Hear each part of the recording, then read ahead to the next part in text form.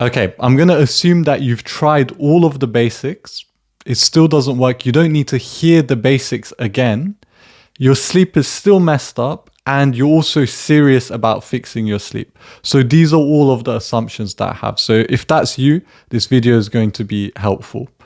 So I had an awful sleep schedule for the first 24 years of my life. So as far as I can remember, I had never had a consistent sleep schedule. The first time I managed to consistently sleep, so that's just for a period of 1 week at the same time and wake up at the same time, was at the age of 24.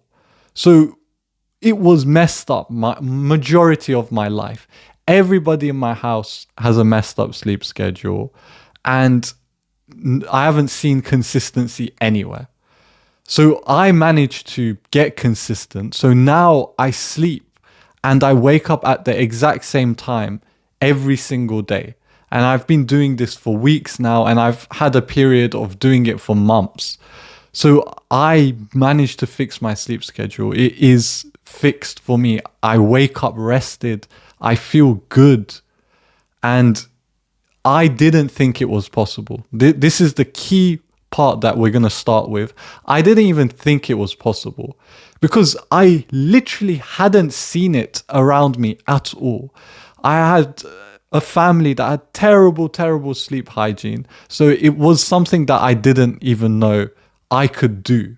So pretty much most of my life, I woke up tired. I woke up at random, bizarre times. I couldn't get any habits consistently and do them at the same time because my sleep was just getting in the way so much, and I was just suffering, and I didn't even know how good it could get because I had no reference frame. I hadn't been consistent with my sleep, so I literally didn't even know how hard I had it until I then got consistent. Then I realized I'd been playing life on hard mode this entire time. So how do you fix your sleep? How did I manage to fix my sleep? So the first and most important thing is it needs to be your number one priority. That is a non-negotiable in my opinion. It has to be your number one priority. If you want to fix your sleep, you need to prioritize it above everything else, because there are a million different things you could be doing when it gets to like 9 p.m. or 10 p.m. whenever you sleep. There's a million different things you could be doing. You could be talking to your friends. You could be watching a movie. You could be scrolling on your phone. You could be watching YouTube, playing games, going out. There's so many things you can do. The possibilities are endless. And so if sleep isn't your number one thing, you don't stand a chance. I realized I didn't stand a chance. I've been trying to fix my sleep for so many years, again, as long as I can remember, but I stood no chance because it wasn't my number one priority. So it didn't rank above everything else. And if that happens, you're going to slip up, and it takes like one night of prioritizing something else, and then you wake up a bit later, and then you can't fall asleep, and then the whole cycle just gets fucked up again. And that is because it's not being prioritized. And so the lesson that I learned by just suffering over and over and over again, by just waking up too tired to meditate, to work, just being all over the place. For some days I wasn't even seeing the sun. Like, by this process of continuous suffering, I've recognized that it needs to be your number one priority. And this is an identity level shift. All of the tactics that you've heard, all of the basic stuff that you've heard is nothing compared to this fundamental shift in identity. You say to yourself, I'm somebody who takes sleep seriously, even against all odds. So even if you have no reference frame, like in my case, like nobody around you is sleeping properly, you can create a new identity of somebody who does sleep on time and is prioritizing their well-being and their sleep and their health. So you can create this identity, but it starts with a commitment. So an identity shift is the central thing that you need to keep in mind if you're going to change. It needs to be your number one priority. What does that look like though? What does it mean that your sleep is your number one priority? It means that you plan your day in a way which allows you to sleep better. So your whole day is a preparation for sleeping in a sense. And it sounds kind of bizarre, but this really, really made such a massive difference for me. And so you're doing things in the day that are going to help you get to bed. So stuff like you're going to exercise, you're going to go out and get some light, you're going to not eat too late, and there's various different other things as well. But you're basically, the larger framework, the specific tactics don't matter, and I'm sure you've heard them all before. The larger framework is that you're preparing to sleep. You're preparing. Like, sleep isn't an isolated thing. You don't just go into your bed at 11 p.m. and then just say, okay, why can't I sleep? This is another thing. I thought I had insomnia. Like, I thought that I was dysfunctional. I thought that I was an insomniac. I thought there was something seriously wrong with me because I couldn't sleep. But that's not it at all. I was just looking at sleep in an isolated fashion. So 1 hour before bed, or I'm laying in bed at 11 p.m. Why can't I go to sleep? Oh, it must be because something's wrong. No, it's because the whole day I've been doing lots of fucked up stuff that leads to me having insomnia at night. And so you have to have this more holistic approach to sleep. You see it as this larger mechanism. And so now I am going to go into all of the different tactics.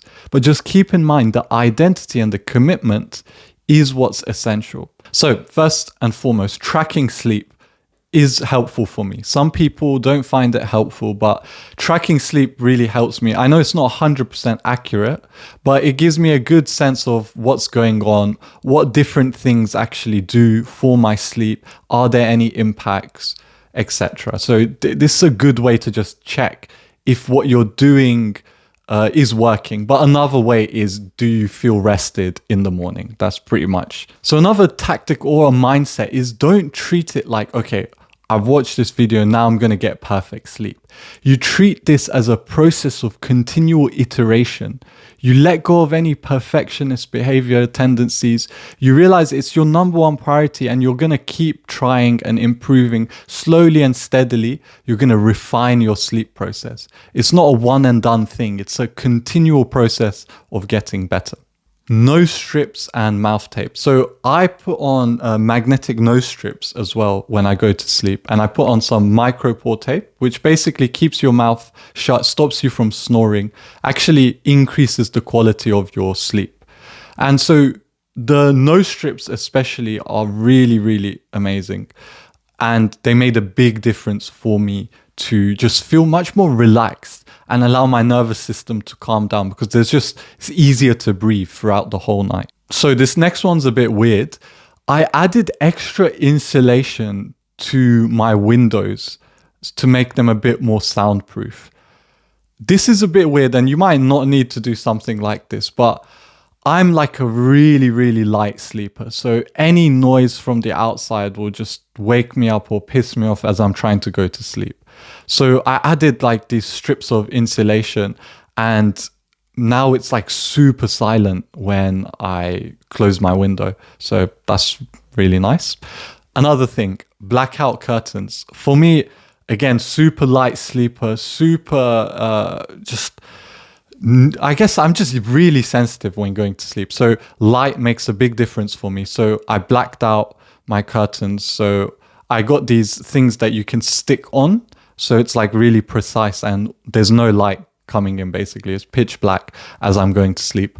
That really helped as well. Another thing, basic, keeping everything cool. I don't really have any way to cool down my room. I just leave the window open a little bit, but more so I just stopped covering myself up fully when I got into bed, and I just realized I need to really cool the fuck down. I run really hot when I'm going to bed. So really just cooling yourself even before you get into bed, just like laying down somewhere, just relaxing and letting your body just cool down, basically. That really, really helped. Another thing, 2 hours before bed, not doing anything. Not doing anything meaning no screens, no talking to people, ideally, and just letting your mind relax. Doing some meditation really helps as well. Writing down all of your worries really helps. Just setting this period of non-negotiable wind down. So this is another thing, going back to the priority thing. This is where it starts. This is where the non-negotiable prioritization starts. You are setting a time frame where you're going to wind down, not a time frame where you're going to sleep, a time frame where you're actually going to start winding down. And this is the non-negotiable part. It's not like, okay, I'm gonna like, as soon as it turns 10:30, I'm gonna be in bed. But like the last 2 hours, I've just been like staring at a bright light and watching a movie or something.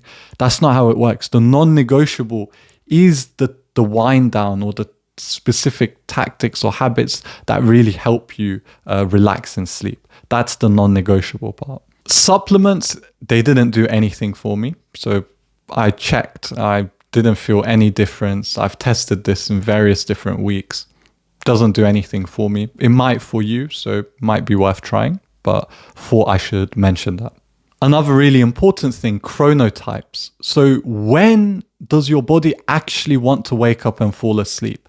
You have to test a few different types. You can take a test also online to get your chronotypes. I'll link it down below. But you basically just figure out what is the optimal time, and then you orientate your life around this. Again, going back to the prioritization thing, your life is orientated around your sleep schedule, not your sleep schedule around your life. That's backwards. Sleep is such an important foundation. And again, if you're watching this video and if you've come this far, you probably already know how important sleep is, so I won't hammer on it too much. Next thing, don't drink a bunch of water before sleeping. That's something that has really helped me. So 2-3 hours before bed, I basically don't drink any water. And yeah, it just stops you from getting up, improves the quality of your sleep. And if you're feeling really full as well, so you don't eat after that 2-hour period as well, that also really helps actually getting to sleep. Okay, so the last thing I want to say in this video, and it's a really, really important thing. So when you have this idea of, I'm going to commit to my sleep, I'm going to do all of these tactics, you might feel pressure or something called sleep anxiety, where you're anxious to go to bed because you're literally you've been waiting in anticipation the entire day to fall asleep. And so you're now just like, okay, I need to fall asleep. I need to fall asleep. Like I've done everything. I need to fall asleep now. And that might you might think that, okay, that if that happens to you, like this is a bad thing, or it's too much pressure. You need to relax. And it could feel like too much pressure, but in my experience, what happened is I had sleep anxiety. So I did all of these things and I was really nervous to sleep. And for the first couple days, it was a bit difficult to fall asleep. But then after day 3, it didn't even matter if I was anxious. I was literally like, okay, I think I'm going to struggle falling asleep. And then I fell asleep anyways. So your body has such an incredible capacity to put you to sleep. And this is something that I didn't really understand. But you will fall asleep if you get into the rhythm. So after day 3, the momentum builds up and your brain, basically the thing that happens, even if I'm anxious to fall asleep, even if I really want to fall asleep, I start just, that confused state right before you go to sleep. You were thinking of something and then you forgot what you were thinking of. As soon as that first wave hits, next thing I remember, I'm waking up in the morning. So you can have sleep anxiety, but what I've found is the momentum of a consistent sleep schedule and doing all of those things usually outweighs the anxiety.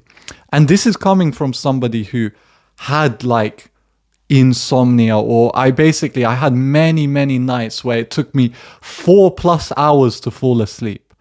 But that's because I wasn't consistent. So when you're consistent, it gets much, much easier to fall asleep, even if you're in your own head. But yeah, meditation helps to detach yourself from your thoughts as well. There's various different other tips and tricks you can look up that will help you wind down. So that's everything in this video. Hopefully this was helpful. This is pretty much all of my insights on sleeping that I've come to by just suffering over the last 24 years. So hopefully it's helpful, and hopefully you realize that, yes, it's a commitment thing first and foremost. It's an identity thing.